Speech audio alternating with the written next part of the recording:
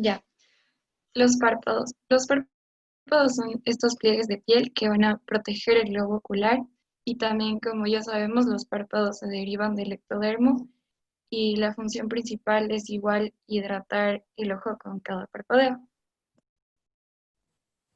Entonces, la posición normal palpebral. La hendidura palpebral está entre el párpado superior y el párpado inferior. En un adulto normalmente es de 8 a 11 milímetros de largo y 27 a 30 milímetros de ancho. En el borde superior vemos que está 2 milímetros más abajo del limbo y en el borde inferior está en el límite del limbo. En el canto interno podemos ver el pliegue semilunar, la carúncula, y al otro lado podemos ver el canto externo.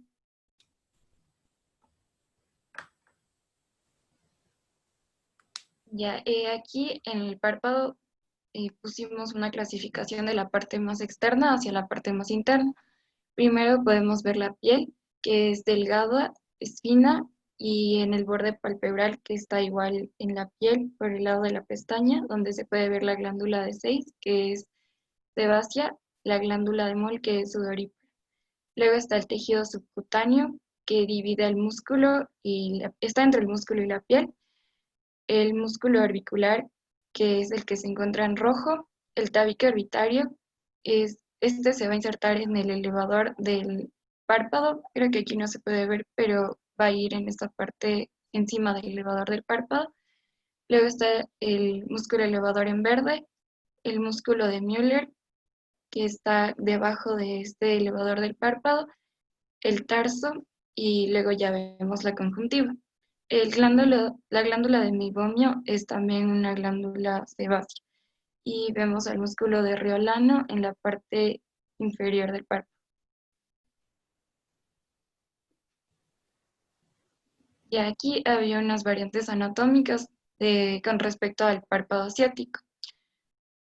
En el párpado del lado izquierdo podemos ver que hay una menor grasa orbicular y aquí vemos al septum o el tabique orbital que desciende como en una parte superior al músculo elevador del párpado, mientras que en el párpado derecho de la fotografía derecha vemos que el septum orbitario casi ya desciende en una porción inferior del músculo elevador del párpado y hay una mayor grasa orbicular, lo que le da a este párpado como un aspecto aplanado, que es lo que tienen las personas asiáticas.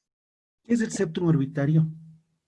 El, el, el tabique orbitario, Ujú, que es como una extensión del periósteo que ujú. viene a insertarse aquí justo casi por el elevador del párpado.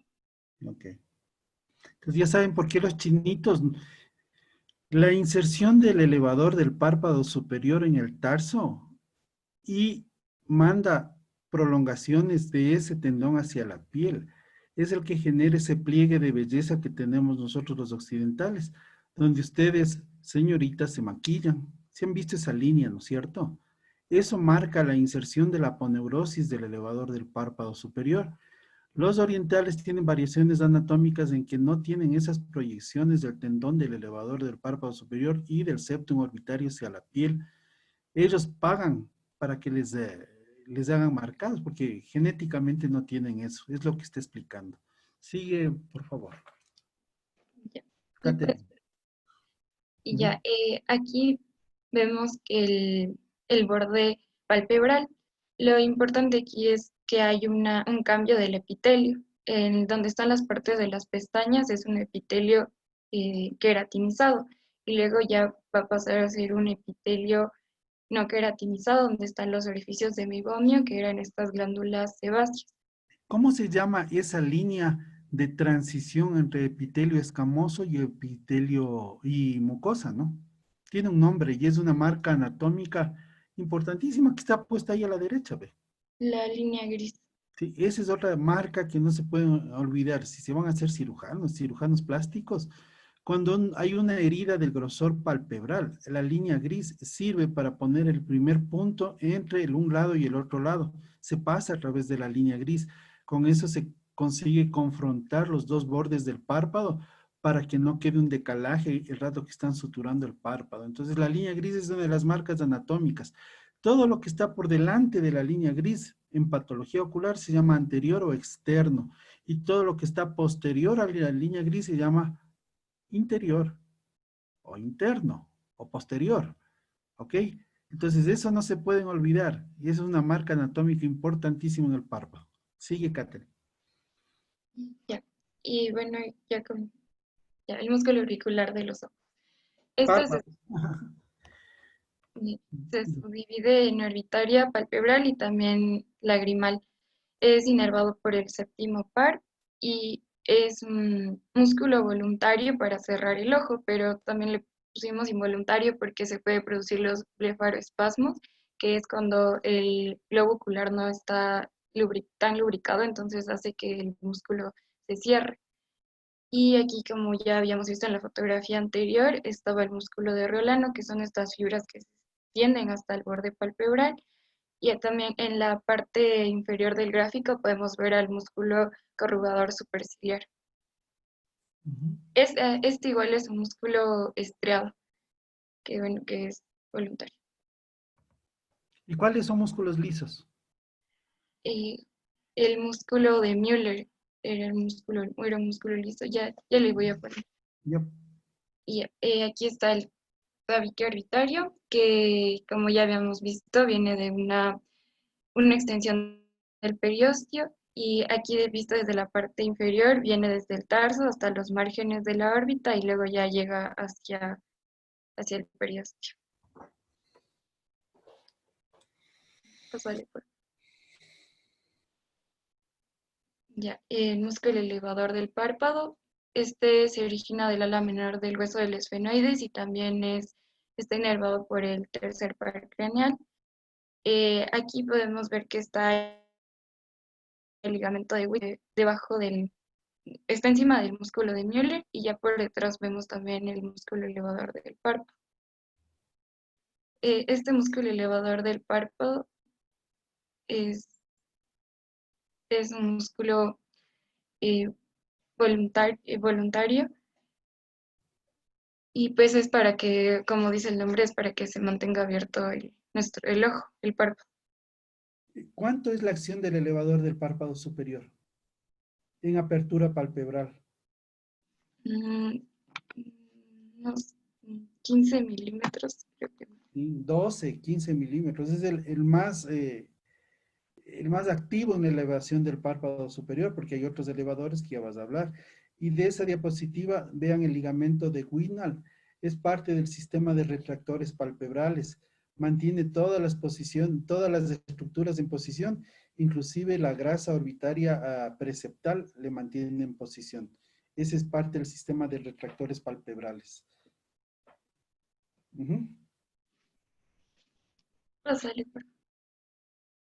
Ya, y aquí está el músculo de Müller, que igual es para elevar el párpado y tiene una inervación simpática, es músculo liso, y vemos que en el video que igual nos mandó decía que algunos consideraban que venía del músculo elevador del párpado. Por eso le vemos que está aquí en la parte inferior y se une al borde superior del tarso superior. El músculo de Müller es el único que tiene inervación simpática.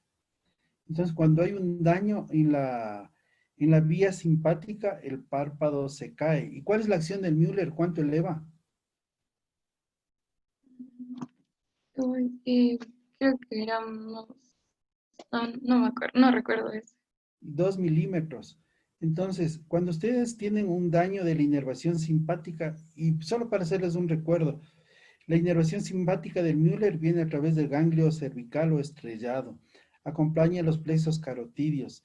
Esto pasa, no hace sinapsis, pasa por el ganglio ciliar y va a inervar el elevador del párpado superior. Va a dar inervación también a las glándulas de la cara. Entonces, cuando está ido esa inervación, ¿cuándo está ido? ¿En qué enfermedades?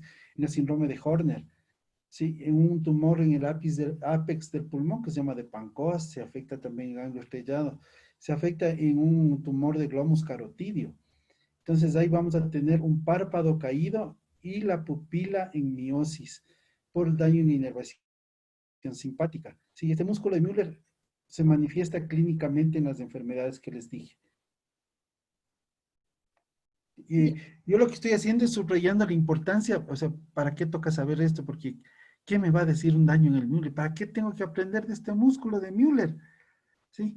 El riolano no te vas a dar cuenta nunca, pero el Müller sí se manifiesta clínicamente. Sigue, Katherine. Y ya, puedes pasarle por aquí. Y el tarso también es importante conocerle porque es el que igual le va a dar como una rigidez al párpado. Sin embargo, esto no es una estructura ósea ni tampoco es cartílago, sino es tejido conectivo denso. Y se encuentra en el párpado superior e inferior. En el párpado superior mide unos 10 milímetros de largo y en el párpado inferior unos 5 milímetros de largo, mientras que igual ocupan casi el mismo ancho de 2,5 centímetros.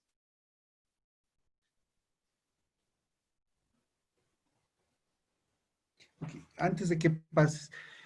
Entonces vimos que los párpados tienen dos funciones. La una es el parpadeo, cerrar los párpados. ¿Quién se encarga de cerrar los párpados? El orbicular, el músculo, Ya, ¿y quién se trata de antagonizar eso? Los elevadores. ¿Cuáles son los músculos elevadores del párpado superior? el elevador y el músculo de Müller, que igual viene del Ya, músculo te elevador. falta uno,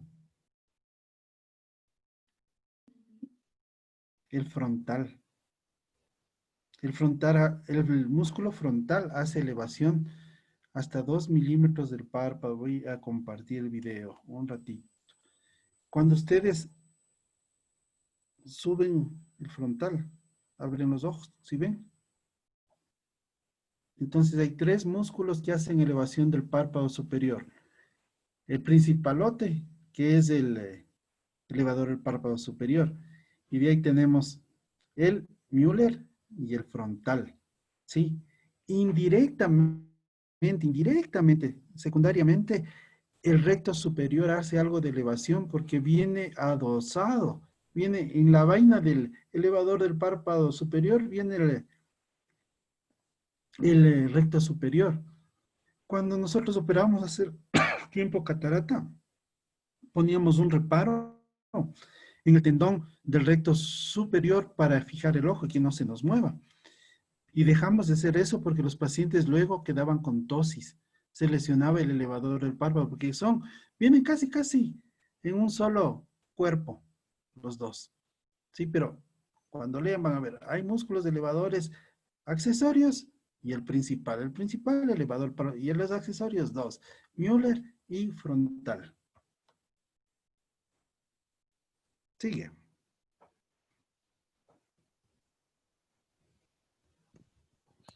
Bueno, nosotros debemos saber que la vascularización arterial de los párpados procede de dos sistemas, el sistema facial y el sistema orbitario. El sistema facial es el que se origina de la arteria carótida externa. Este da origen a las arterias faciales, las cuales dan origen a las arterias angular y a la temporal. Mientras que en el sistema orbitario se origina de la carótida interna y este origina a la arteria oftálmica, la cual da las ramas de la arteria supraorbitaria y la rama de la arteria lagrimal. Eh, debemos saber también que los párpados superior e inferior se encuentran muy vascularizados por los plexos arteriales superficial y profundo. La arteria facial se convierte en la arteria angular cuando se dirige hacia arriba, hacia adelante y lateral a la nariz, como podemos observar en el gráfico. De igual manera, esta forma una arcada arterial marginal y esta está localizada a 3 milímetros del borde libre del párpado que está por encima de los folículos ciliares. También debemos saber, pásale, Mile, que el drenaje venoso de los párpados se puede dividir en dos porciones, un sistema superficial y un sistema pretarsal y un sistema de red retrotarsiana o subconjuntival. La red subconjuntival o retrotarsiana es la que drena a la vena oftálmica y la red venosa pretarsiana es la que termina lateralmente en la vena del temporal superficial y media a la vena facial. ¿Y a dónde drena Ya, la vena oftálmica? la vena oftálmica. ¿Dónde desemboca?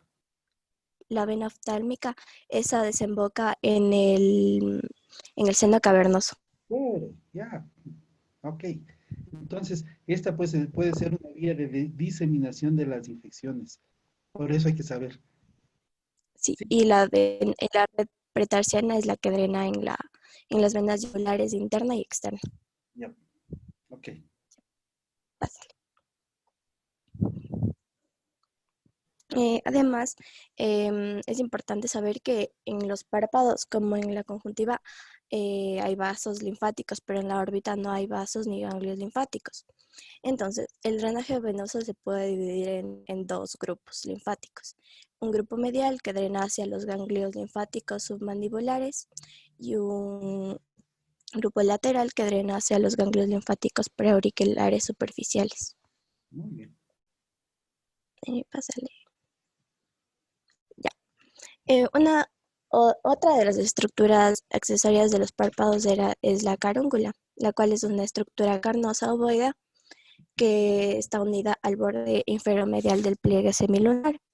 Es un fragmento de piel modificada que contiene muchas glándulas sebáceas y cabellos finos e incoloros, y su superficie está recubierta por epitelio escamoso estratificado no queratinizado. Ujú. Pásale, ya. El pliegue semilunar es un pliegue estrecho de conjuntiva que en forma semilunar está muy vascularizado y localizado lateral y parcialmente por debajo de la carúncula. Su borde lateral es libre y además está separado de la conjuntiva vulvar.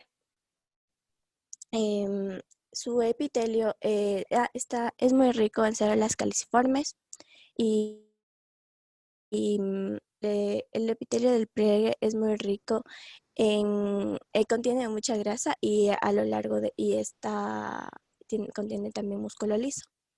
Este pliegue podemos decir que es una estructura vestigial análoga a la membrana nicitante o tercer párpado que tienen los perros y otros animales. Ya, pásale, Emilio. Bueno, yo les voy a hablar sobre lo que es el aparato lagrimal. Sí, por favor. A ver, el aparato lagrimal es una de las estructuras que se encarga de la protección del globo ocular, junto con los párpados y la conjuntiva. Este está clasificado en dos sistemas principales. El sistema excretor, donde se produce la lágrima, que está compuesto por las glándulas lagrimales basales y las glándulas reflejas. Y el sistema secretor, que está compuesto, entre otras estructuras, por los puntos lagrimales, los canalículos lagrimales, los sacos lagrimales y los conductos lagrimales. Estos transportan la lágrima en una trayectoria desde el ojo hasta la cavidad nasal, concretamente hasta el meato. Sigue, por favor. ¿Hacia dónde desemboca el conducto lacrimonasal? En el meato nasal. ¿En qué parte? En la parte superior del meato inferior. Eso les puede preguntar la doctora Susi Rodríguez también. Ujú. Ya. Primero vamos con el sistema secretor. La glándula lagrimal principal es es una de las glándulas lagrimales reflejas.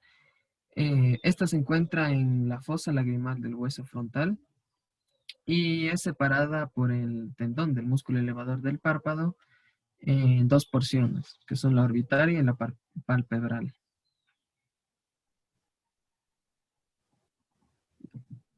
El lóbulo orbitario. Está compuesto de un tamaño de 20 por 12 por 5 milímetros. Conforma las dos tercias partes de, el- de toda la glándula lagrimal principal y se encuentra en el foso lagrimal del hueso frontal, en el que está anclado. En cambio, el lóbulo palpebral se encuentra adherido en la parte inferior del lóbulo orbitario y, bueno, tiene aproximadamente la mitad del volumen, pero se lo reconoce como un tercio un tercio del tamaño completo de la glándula lagrimal principal.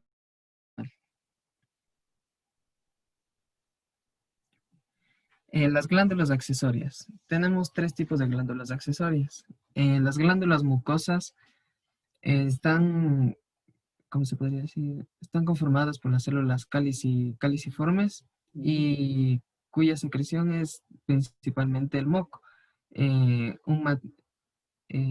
O sea, es un material viscoso rico en glucoproteínas. Este tiene su acción y se, como se distribuye a través de los movimientos oculares.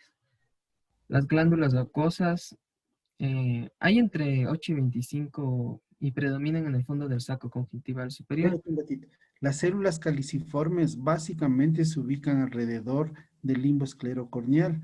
Ahí están las células goblet, que llaman los gringos, están las glándulas de Mans y las de Henle. Esos epónimos tienen si llegan a leer en otros autores. Se encargan de producir el componente mucoide de la lágrima. Entonces estamos viendo ahorita que la lágrima tiene tres componentes. El primer componente, el más inferior, se llama mucoso, porque la lágrima tiene por función lubricar la córnea, nutrir la córnea, y tiene inmunidad también la lágrima. El epitelio corneal es fosfolípido, entonces es imposible que si tiene que lubricar agua, no puede unirse con la grasa nunca, con un lípido el agua no, porque los fosfolípidos son hidrofóbicos. Para saltar ese ese evento que es hidrofóbico, lo primero que hace el organismo es untarle a esos fosfolípidos de moco que es producido por estas células. Estamos viendo cómo se está componiendo la lágrima basal. Sigue. Ah, Oh, dale para atrás, estaba bien. ya, a ver en qué me quedé. En las glándulas acuosas. Ya, estas producen una secreción basal, perdón, secreción basal de la palpebral y secretan sus lágrimas en el fondo del saco superior. Las glándulas lipídicas, también Aguántate conocidas. un rato. Las glándulas acuosas se llaman de Krauss o de Wolfring.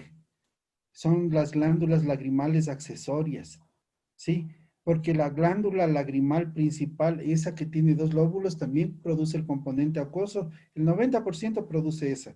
Estas acuosas que se ubican hacia los fornix eh, producen también el 10% de la parte acuosa de la película lagrimal, ¿sí? Entonces ya tenemos un componente mucoso producido por esas glándulas, tenemos un componente acuoso producido por la glándula lagrimal principal y por las accesorias que son estos que estás hablando. Y por último tenemos, Las glándulas lipídicas, que son glándulas apócrinas, cuya función es conservar la estructura de la película lagrimal y reduce la evaporación, evitando que el líquido lagrimal rebase el borde palpebral. ¿y cuáles son estas? Las glándulas apócrinas, ¿Sí? o sea, son las glándulas sudoríparas, si no me equivoco. No, No. son las glándulas de meibomio, básicamente. Ah, Entonces, sí, puede con ser. esta diapositiva ya pusimos nombres, ¿no es cierto? Tenemos las glándulas mucosas, tenemos las glándulas lagrimales accesorias y la principal, y tenemos la que producen básicamente el componente lipídico, como tú bien has dicho, su función es dar tensión superficial a la película lagrimal para estabilizarla y evitar que se evapore. Sí, Ok. ahora sí viene la otra diapositiva. Ok, la película lagrimal. Como podemos observar en la imagen, esta se divide en tres diferentes capas, que son la lipídica, la acuosa y la mucosa. Sigue, por favor. Ya, la capa mucínica. Esta es producida por las células caliciformes, al igual que de la conjuntiva y de las criptas de Henle. Estas contienen glucoproteínas, perdón, me trago, y se adhiere a la superficie ocular y brinda una cobertura hidrofílica temporal a la superficie hidrofóbica. Ya. Esto permite que las lágrimas se diseminen sobre su superficie. Eh, También tenemos que una de sus funciones es hidratar la córnea y también la protección de la misma. Sigue, por favor. Ok. La capa acuosa. Eh, constituye el grueso mayor de la película lagrimal y es el producto de de las glándulas lagrimales principales y accesorias. En esta se encuentran disueltos los componentes hidrosolubles como proteínas, glucoproteínas, sales inorgánicas, la urea, glucosa y ¿cómo se llama esto? Polímeros activos de superficie. Ujú. Sus principales funciones son, ¿cómo se podría decir? La nutrición de la córnea y la inmunidad de esta también. Sigue, por favor. Ok. La capa lipídica. El- Esta es un producto de las glándulas de meibomio. Como se puede ver en la imagen, ahí señala lo que es una glándula de meibomio en el párpado. Y está compuesta principalmente por agua, ésteres de colesterol y otros lípidos polares. Esta lo que hace es retardar la evaporación de la porción acuosa y forma un sello a prueba de agua cuando los párpados están cerrados. También controla el derrame de la lágrima en forma de gota cuando se produce el parpadeo y extiende la capa acuosa sobre la capa mucínica. Ok. Ahora vamos con el sistema. Espérate un ratito.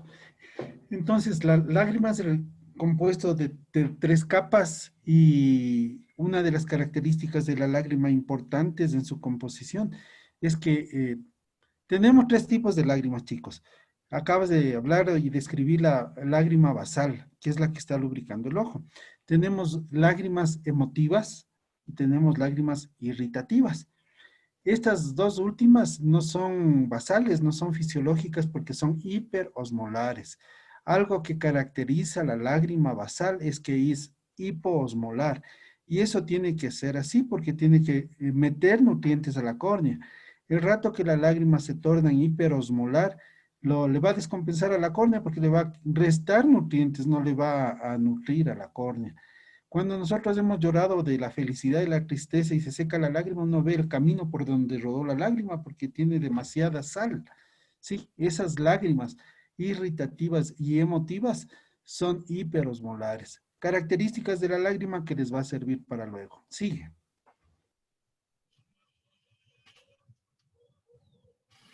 Ok. Como parte del sistema excretor, el que, como su nombre lo dice, excreta la lágrima, está localizado a 5 a 6 milímetros lateralmente al canto interno del borde palpebral y está circundado por un anillo de tejido. También estas son de características permeables. Ya, prosigue por favor. Ya, tienen diferentes, ¿cómo se puede decir?, estructuras, en los cuales tenemos los canalículos. Estos se dividen en un...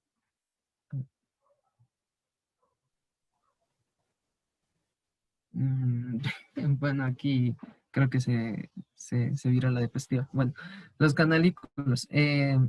Tenemos uno superior y uno inferior. Cada punto lagrimal, que son los que están, como se podría decir, al principio del canalículo, eh, tienen un canalículo propio y tras un recorrido vertical de 2 milímetros, tienen uno horizontal de 2 milímetros, tiene uno vertical de 8 milímetros. Y estos desembocan en el canalículo común. Se encuentran dentro del borde palpebral orientado en forma paralela a la región nasal. Sigo, por favor. A ver. El saco lagrimal. Este se encuentra en la porción interna de los párpados con la fosa ósea de los huesos maxilar y unguis.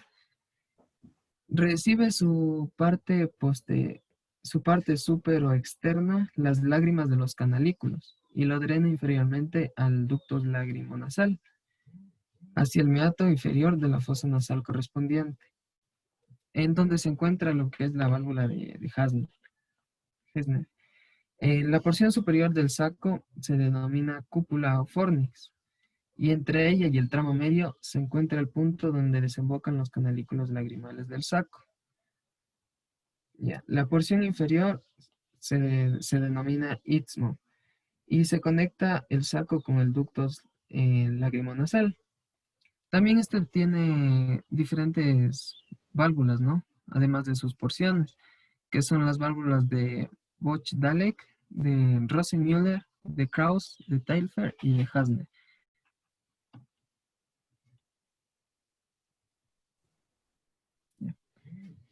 El ducto lacrimonasal o el conducto lacrimonasal. Esto es un conducto óseo formado por el maxilar superior, el lungus y el cornete inferior. Su trayecto es de 12 milímetros y, como se puede decir, el final de este es en el osteo. Y también contiene la válvula de Herner que ya la hablé en el saco lagrimal. Ya con esto termina lo que sería el sistema excretor del aparato lagrimal y el fin de este. Entonces, las lágrimas son producidas donde ya vimos y son drenadas a través de este sistema. Las válvulas evitan el reflujo. ¿Para qué son las válvulas del conducto lacrimonasal? Para evitar el reflujo. Una de las patologías más frecuentes en los neonatos, entre el 4 y 20% de recién nacidos, no están permeables estas válvulas y cuando sean rurales les va a llegar un niño, un neonato que viene con lagrimeo desde que nació y con secreción. Generalmente es porque esas válvulas no se permeabilizan. Eso hay que hacer tratamiento clínico, que ya les voy a enseñar cuando lleguen a 10º, y hasta los 6 meses se arregla bien. De lo que dijiste relevante, en el traumatismo del borde libre del párpado, hay que estar pendiente que no se haya seccionado el canalículo inferior. El canalículo inferior en la fisiología se encarga de absorber el 80% de la lágrima, el 20% el superior. Es por eso que el superior, el punto inclusive superior es un poco más grande que el inferior, porque tiene que ir en contra de gravedad, aunque la lágrima se absorbe por capilaridad en los puntos lagrimales. Se absorbe en los puntos lagrimales, baja por los canalículos pueden unirse o pueden ir individualmente al saco lagrimal. Y del saco lagrimal comienza el lacrimonasal que desemboca en la parte superior del meato inferior. ¿Qué otra cosa de esto? Ah, el saco lagrimal se ubica. ¿Dónde se ubica el saco lagrimal? El tendón cantal interno del orbicular de los párpados. El orbicular de los párpados entonces se inserta hacia adentro mediante un tendón. Todo músculo lo hace así. Pero el tendón cantal interno se abre en dos láminas que se insertan en las crestas lagrimales. Voy a compartir video. El saco lagrimal está aquí. Justo está el orbicular de los párpados. Si ustedes pueden palparse con el dedo meñique, van a palpar una fosita. Y esas son las crestas lagrimales. Entre esas dos crestas se está insertando el tendón cantal interno. Entre las dos láminas anterior y posterior del tendón cantal interno está el saco lagrimal, de tal manera que cada que parpadeamos estamos haciendo esto. Estamos bombeando las lágrimas. Entonces ahora ustedes ya se pueden explicar por qué el paciente con parálisis facial, primero, ¿qué hace? No parpadea. El ojo está abierto, no parpadea, no cierra el ojo. Y lo otro, tiene lagrimeo. Aquí va un término semiológico. ¿Qué diferencia hay entre lagrimeo y epífora? Para poner otro término en su semiología. El lagrimeo es intermitente, la epífora es constante. ¿Sí? Entonces, cuando les toque escribir una historia clínica, ¿se me van siempre las lágrimas? Epífora. ¿De vez en cuando lagrimeo? Eso es lagrimeo. ¿Ok? Profe, Dime. una pregunta, ¿por qué cuando me acuerdo que me habían dicho que cuando el lagrimal es muy pequeño, el ojo tiende a secarse? Perdón.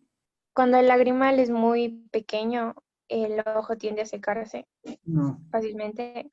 Si el punto lagrimal es pequeño, vas a tener epífora. De hecho, cuando está muy chiquito el punto lagrimal, y acá tengo, les enseñaría, están en 10º, los dilatadores de vía lagrimal. Yo puedo sondear la vía lagrimal.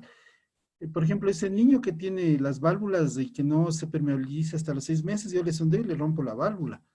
Pero cuando está pequeño el punto lagrimal vas a tener epífora porque tienes un desbalance entre la producción y drenaje. Si no se drena, ¿qué pasa con la lágrima? Se derrama.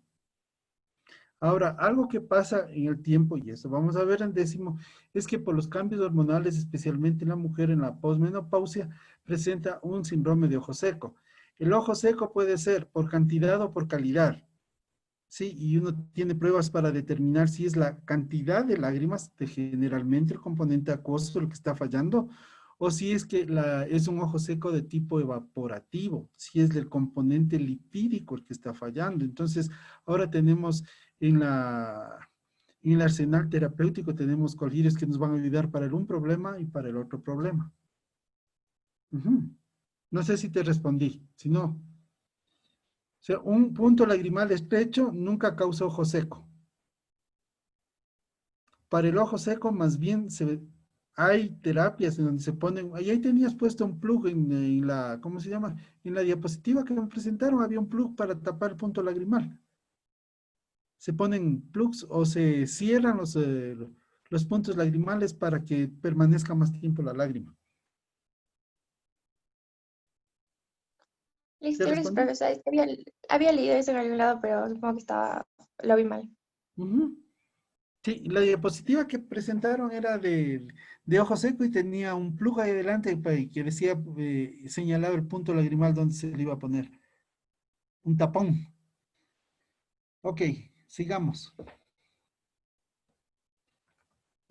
Ok, ahora vamos con la vascularización del aparato excretor. La arteria angular, la palpebral inferior y la nasal y la infraorbitaria, perdón, son las que van a drenar, perdón, a irrigar el saco lagrimal. Las venas de la región del canto interno desembocan en la vena oftálmica inferior. Las venas de la región anterior lo hacen hacia la vena angular e infraorbitaria. Y las venas de la región del ductus drenan hacia la vena angular y las venas esfenopalatinas. En Ujú. cuanto a la inervación, el nervio nasal inerva el saco y vías, el saco lagrimal y las vías, y el nervio infraorbitario a lo que sería el conducto nasolagrimal. Ok. Y otra cosa para redondear, no se olviden que en los párpados existe una anastomosis entre carótida interna y externa. El párpado constituye la piel más delgada del organismo. Ustedes se frotan 2 veces los párpados y ya se hinchan. El tejido celular subcutáneo es súper delgadito, se hincha facilito. Y es súper vascularizado. Cuando operamos párpados, realmente la cirugía demora 10 minutos y la hemostasia demora 40. Ustedes topan y sangra, topan y sangra. Lo malo es que en el párpado no hay como meter electrobisturí porque se hacen queloides terribles y toca ir cauterizando vaso por vaso con cauterio bipolar, uno por uno. Sería chévere cortar la piel y que quede cauterizado de una vez. No hay como por las cicatrices que se hacen. Y son cirugías de tipo estético. Adelante.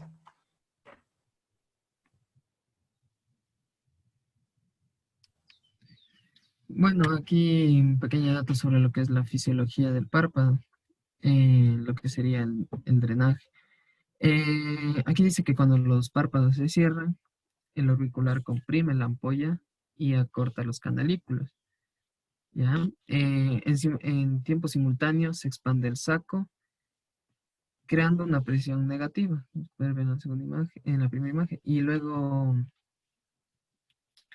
la apertura del párpado relaja el músculo y la fascia del saco colapsa al mismo tiempo.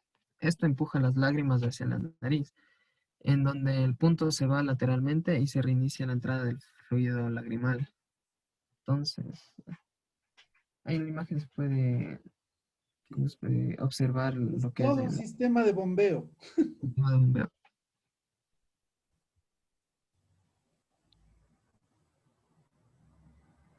Ya, entonces vamos a hablar de la conjuntiva, la cual es una membrana mucosa formada por un epitelio escamoso no queratinizado con muchas células caliciformes y una sustancia propia delgada y muy vascularizada que contiene vasos linfáticos, células plasmáticas, macrófagos y mastocitos. Tiene una capa linfática es una capa linfática que se extiende desde la conjuntiva vulvar hasta los pliegues subtarsales de los párpados. En algunas zonas posee acúmulos especializados de tejido linfático asociado a la conjuntiva, CALT, que se corresponden con el tejido linfático asociado a la mucosa, MALT. Además, tiene acúmulos de linfocitos T y B subyacentes a un epitelio modificado, y estas áreas son las que participan en el procesamiento de los antígenos. El epitelio conjuntival también tiene un grosor que varía desde 2 hasta 5 células, y estas células suelen ser cuboides y evolucionan hasta convertirse en células poliédricas, son las que se acercan más a la superficie. Pásale. Ya. Podemos decir que la conjuntiva se puede dividir en 3 zonas: la zona palpebral, la zona de los fondos de saco y la zona vulvar. Entonces, en la conjuntiva palpebral, esta es la que comienza en la unión mucocutánea del párpado y recubre la superficie interna del párpado. Esta está adherida firmemente al tarso, y aquí es donde el tejido se hace redundante y se mueve libremente en los fondos de saco. Aquí, en estos fondos de saco, es en donde se entremezcla con elementos fibrosos de la aponeurosis del elevador y del músculo de Müller en el párpado superior, mientras que en el párpado inferior, las expansiones fibrosas de la vaina del músculo recto inferior son las que se fusionan con el músculo tarsal inferior, que es un equivalente del músculo de Müller. La conjuntiva se refleja en el fondo del saco y se une al globo ocular, y la delicada conjuntiva vulvar es la que se mueve libremente, pero se fusiona con la cápsula de Tenon y se inserta en el limbo. Ya, pásale.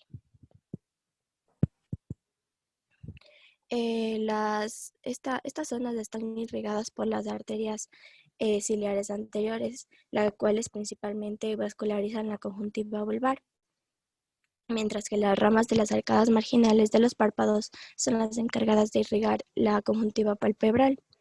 Las zonas de las arterias conjuntivales anteriores y las arterias ciliares anteriores son las que vascularizan el limbo, y la arcada proximal es la encargada de enviar ramas para que vascularicen a los fondos de saco, que más tarde llegan a la conjuntiva vulvar en forma de arterias conjuntivales posteriores. Ya. La zona vascular limítrofe entre los territorios anterior y posterior está aproximadamente 3 o 4 milímetros de limbo. Es importante mencionar que la inervación de la conjuntiva procede de la división oftálmica del quinto par. La cápsula de Tenon. La cápsula de Tenon es una cubierta de tejido conectivo elástico que está formada por fibras de colágeno, fibroblastos y músculo liso. Es básicamente la cavidad en donde se mueve el globo ocular, y esta cápsula de Tenon tiene conexiones con los tejidos periorbitarios que mantienen el globo ocular en suspensión en la órbita. Además, es importante decir que los músculos extraoculares penetran en este tejido conectivo unos 10 milímetros por detrás de las inserciones, y los tejidos conectivos forman vainas que rodean los músculos extraoculares penetrantes, creando de esta manera unas poleas suspendidas desde la zona periorbitaria. Estas poleas son básicamente las que estabilizan la posición de los músculos en relación con la órbita durante los movimientos oculares.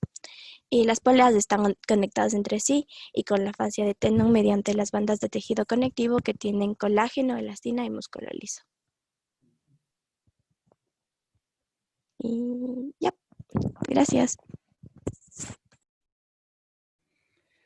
A ver, chicos, ustedes que leyeron, ¿les quedó alguna pregunta?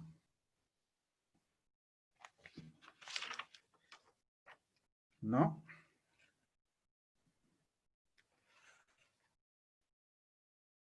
Alguien me falta. Ahora sí estamos 27, pero alguien me falta. Que levante la mano quien falta. Voy a ahora sí a tomar lista. Calvo Piña, Presente. Campos, Presente. Carrasco, Presente. Carrera. Presente. Ahí me salto tres que ya hablaron. Daniela, orbitaria y preceptal. Cuando se dañan los retractores palpebrales, comienzan a ver esas bolsas, ¿han visto en los párpados? Entonces abajo hay 3 almohadillas y arriba son 2.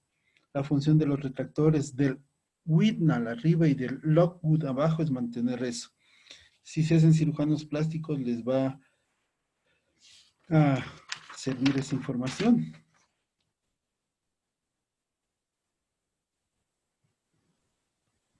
Sí, quedó muy claro que el tarso no es cartílago, que el tarso es un tejido conjuntivo denso, porque cuando les preguntan, ¿el esqueleto del párpado es del tarso? ¿Y qué es el tarso? Cartílago, cero. Y ya saben cuál era la función de las glándulas de mebomio que producen, chicos. Lípidos. Y las glándulas de Krauss y de Wolfring, ¿qué son? Acuosa. Mucosa. Acuosas, son lagrimales accesorias y la principal está arriba en la parte super externa y que tiene 2 lóbulos. ¿Se acuerdan que tiene un lóbulo orbitario y un lóbulo palpebral?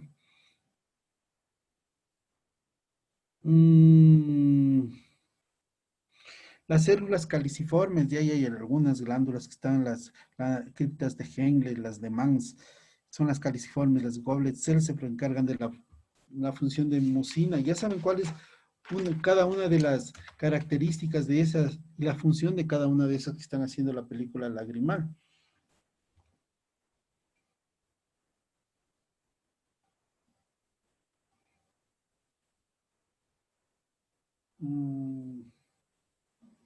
La conjuntiva tiene 3 porciones. ¿Cuáles eran las porciones de la conjuntiva? ¿No era la palpebral, el fondo del saco y la conjuntiva vulvar? Ok, la palpebral o tarsal. Cuando les pongan palpebral o tarsal es sinónimo. ¿Sí? Porque está por detrás del tarso. Esa anastomosis que se hace entre la carótida interna y la externa en los párpados es tenaz por los sangrados. No se olviden que la carúncula, esta sección que está acá, ¿sí ven que es media amarillita? Porque tiene grasa. Todo folículo piloso en la economía humana tiene 2 glándulas accesorias, ¿se acuerdan? Tiene una sudorípara y una sebácea. Las pestañas que se ubican entre 2 y 3 hileras en el párpado superior o inferior, también tienen esas glándulas accesorias. Las glándulas accesorias de las pestañas son sudoríparas y sebáceas. Las sudoríparas se llaman de Moll, M-O-L-L, y las sebáceas se llaman de Zeiss, así como los microscopios, Zeiss. Sí, eso no oí mucho, pero también ya dejamos de ahí. La fascia bulbi o cápsula de Teno es una capa que está por debajo de la conjuntiva. Esta sí engloba en su totalidad al ojo, desde el limbo esclerocorneal hasta alrededor del nervio óptico donde le encierra. La conjuntiva no llega hasta atrás, porque la conjuntiva hace un fondo de saco y se repliega.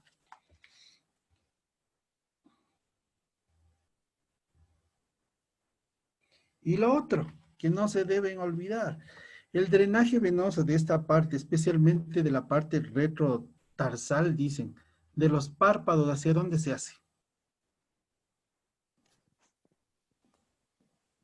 El drenaje venoso. ¿Hacia dónde? Seno cavernoso. Seno.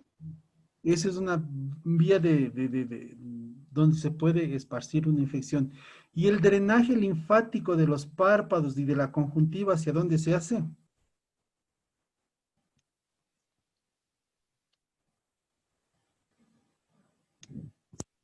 A los grupos linfáticos submandibular.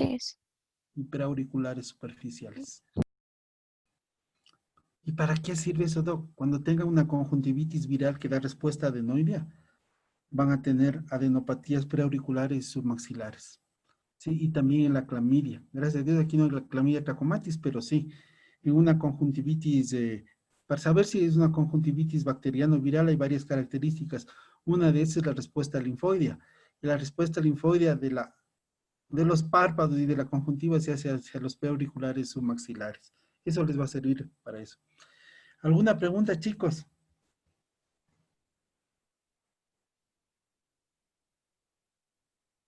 ¿No? Yo tengo una pregunta, pero como que no tiene mucho que ver con esto de la No importa, irrigación. no importa. ¿Por qué a veces en la esclerótica puede haber una pigmentación como azul o marrón?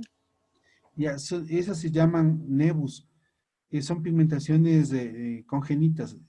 Si quieres, lee nebus de OTA, OTTA, o de ITO. ¿Sí? A veces inclusive pigmentan la mitad de la cara. Sí, son ojos azules, no son escleras azules. Ujú. Sí, a veces compromete la mitad de la cara. Son lunares. Gracias, Doc. Sí. Tiempo de preguntas, chicos. Am, Buenos días, Doc. Yo tenía problemas con mi internet para ingresar y me pusieron falta. No sé si me podría No, ayudar.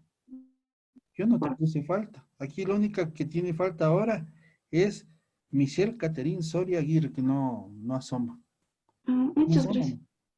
No, es la única que tiene falta y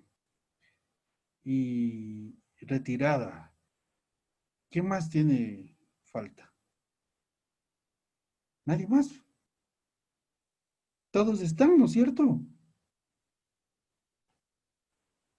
Todos están. Sí, profe. Preguntas, chicos. Aprovechenme, hay tiempo de esto o de lo que quieran.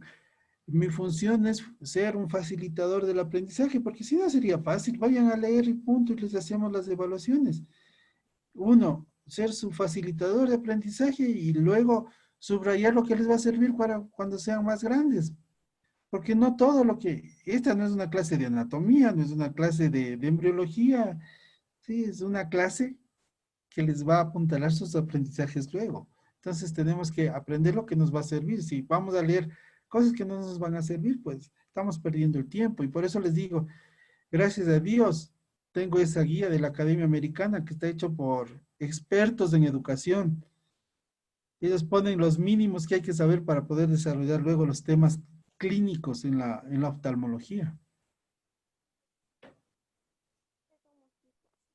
¿Ok?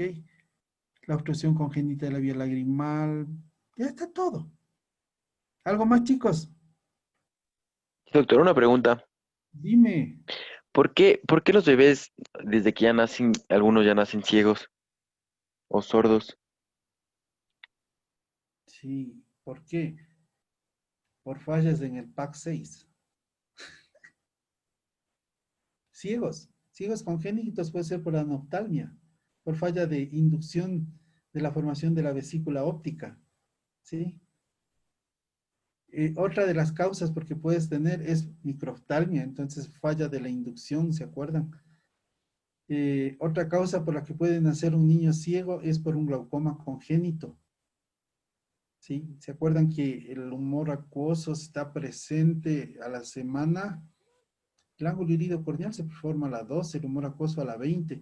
Cuando hay un desbalance entre la producción y drenaje de humor acuoso, sube la presión intraocular y se ahorca el nervio óptico y se muere. Entonces el niño nace con unas corneotas. Las córneas, cuando veamos las córneas del neonato, tienen que ser de 10 milímetros. Si son más de 10 milímetros, hacen criterio de sospecha para glaucoma congénito. Un niño puede nacer ciego por tumores de tipo congénito como el retinoblastoma, puede ser una causa de ceguera también. Puede haber desprendimiento de retina congénito. ¿Se acuerdan que la copa óptica tenía dos capas y que esas dos capas tenían que fusionarse porque la una hacía el epitelio pigmento de la retina y el otro hacía la retina neural y la retina pigmentaria? Tienen que cerrarse eso. A veces no se da ese proceso. Cuando se cierra la arteria hialoidea, a veces no se cierra completamente y hay remanentes de la arteria hialoidea que producen trastornos también. cuando no retrocede la arteria hialoidea porque se cerró el surco óptico. Podemos tener desde un coloboma de iris hasta un coloboma de retina que puede causar ceguera. Sí, esa es la importancia de saber algo de embriología, poder explicar esas fallas. Eso es Mateo. ¿Alguien más? Profe, una pregunta Dime. aparte que no tiene nada que ver con lo que vimos hoy. Tenía la duda de por qué desde la miopía a veces avanza, a pesar de que las personas usan lentes que supuestamente evitan que la miopía avance. Hay un capítulo de refracción, ahí vamos a ver. La miopía básicamente se debe a un diámetro axial anteroposterior del ojo más allá de lo que el sistema está diseñado. Por decirte, el tamaño promedio del ojo en la especie humana es de 23.7 milímetros. El sistema refractivo del ojo es de 64 dioptrías. Entonces, eso es cuestión de la especie. Todos tenemos un sistema de 64 dioptrías. Pero si tu ojo mide 24 milímetros, no 23.7, ya tienes una dioptría de miopía. Y resulta que la talla del ojo se hereda como un carácter autosómico dominante. Entonces, un niño que es miope a los 5 años, como el ojo para de crecer a los 25 años, la miopía va a ser progresiva, porque si el ojo es grande y va a seguir creciendo, sin ser brujo va a aumentar la miopía. Si el ojo es hipermétrope, y de hecho que el ojo de un niño tiene que ser hipermétrope, es un ojo chiquito, el crecimiento de ese ojo lo va a llevar a la normalidad, que se llama hemetropía. Entonces, un ojo de un niño de 5 años tiene como más 1,50 de hipermetropía, y eso le garantiza de que el crecimiento del ojo lo va a llevar a cero, a ser hemétrope. ¿Sí? Entonces, independientemente que se ponga o no se ponga los lentes, el ojo va a crecer hasta donde tiene que crecer. Algo que está apareciendo ya con metaanálisis y se sabe, no sabe por qué está mediado, es que el uso de la tecnología en los niños en la etapa de crecimiento del ojo está induciendo a miopía. Entonces los filogenetistas dicen que el ojo miope es un ojo desarrollado porque el miope puede ver de cerca, no puede ver de lejos y resulta que el mundo para nosotros cada vez es más de cerca. Cada vez estamos más en la computadora y menos viendo los paisajes. No sé si te respondí. Cuando veamos refracción vas a entender. Doctor, igual le puedo hacer una pregunta yo, Dime. que es también como que patológico, por Ujú. curiosidad. O sea, ¿por qué podrían estar saliendo como quistes por la parte del orbicular del ojo? O sea, es normal. ¿Cómo quistes? No te entiendo. O sea, quistes por el músculo orbicular por ahí. Verás, hay a veces remanentes, se llaman teratomas. En las suturas orbitarias pueden haber unos quistes de tejido embrionario, ¿sí? Se llaman teratomas, se llaman coristomas, son material del mesénquima que se puede quedar enquistado ahí. Y uno ve masas aquí, generalmente se ubican acá en esta sutura. Se llaman quistes dermoides. Son grandes, son fijos. ¿Cómo es la masa? Eh, ¿Es acá en la de parte, quistes, es en esta no, parte? no, profe, le puedo mostrar dónde me salió. A ver, dime. Porque Mándame, todo, mire, mándame. Déjanos ver. disculpe, ya me pueden ver. Dale un zoom. Es Hazle zoom al zoom. Voy aquí, a, voy a hacer sí ping tu me ve. video. Espérate para verte bien.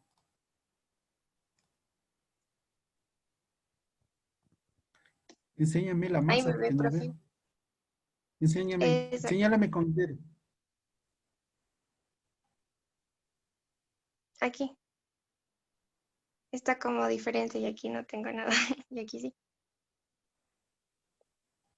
Parece ser de la piel. Ahí no hay ninguna estructura que te dé. Acá está el saco lagrimal, pero en la parte donde O estás sea, ahí, no. ujú, Más arriba está la trochle. Parece es cuestión de la piel. Puede ser un quiste sebáceo de piel.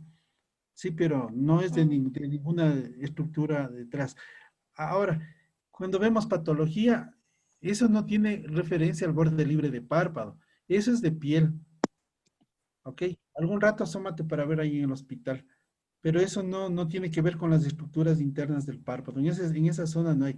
Los que les hablaba, los dermoides, están acá en la parte superior. ¿Algo más, chicos? Una pregunta, igual aparte de lo que vimos hoy. ¿La conjuntivitis a largo plazo podría afectar la visión de la persona que lo padece? Verás, algo característico de la conjuntivitis es que no da deterioro de la agudeza visual. Puede darte temporalmente por la secreción, parpadeas y se aclara. Pero una conjuntivitis alérgica, donde el niño se está frotando los ojos, el frote de los ojos en pacientes predispuestos con antecedentes familiares predispone a tener queratocono, que es una ectasia de la córnea se va para adelante. Entonces, no es la conjuntivitis, es el prurito y el frote de ojos el que va a determinar el queratocono. ¿Ok? Per se, la conjuntivitis no. Si es pura conjuntivitis, no. Si es queratoconjuntivitis, ahí sí se afecta la visión. Que ya vamos a ver cuando veamos refracción que la córnea, de esas 64 dioptrías que les dije, la córnea representa 40 dioptrías, 44 dioptrías. 2/3 partes del poder refractivo del ojo están en la córnea. Y a tan pronto se afecte la córnea, se deteriora la visión.